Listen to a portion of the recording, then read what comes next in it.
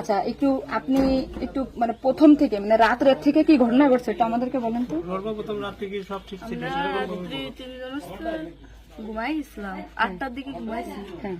আমি, আমার জামাই আর আমার বোন। হুম। আর আমার বোন হচ্ছে আমার পাশে ঘুমাইছিল। তা হচ্ছে আমি জানতাম না যে ওর সাথে ওরম হবে না।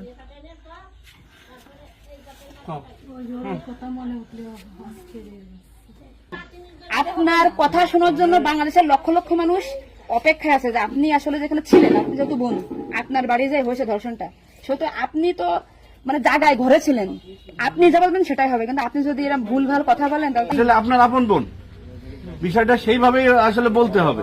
আর এখানে যে আপনি আপনার স্বামীরে বাঁচাই দিলেন বা আপনার শ্বশুরে বাঁচাই দিলেন এরকম না, কিন্তু এতটা সহজ হবে না। কিন্তু বরঞ্চ আপনার এই আপনি যদি তাল্টে পাল্টে কথা বলেন, বিবাদ কিন্তু আপনার নিকটেই, বিবাদ কিন্তু আপনার। আপনি এটা ঘুরে বেড়াচ্ছেন, এটা ঘুরে বেড়াইতে পারবেন না।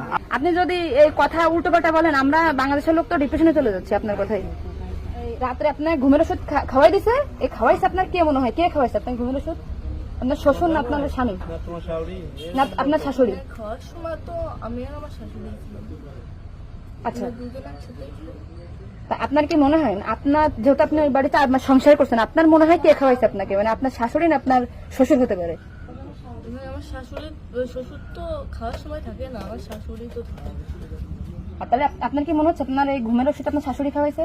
কিন্তু আপনার শাশুড়ি যদি খাওয়াই থাকে তাহলে ধর্ষণটা আপনার শ্বশুর কিভাবে করলো? মানে ওনারা তো সবই জানে।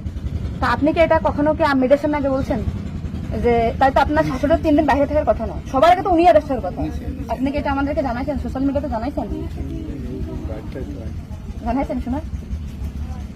এই যে আজকে আমরা হয়তো জানতে পারলাম যে আপনার ঘুমের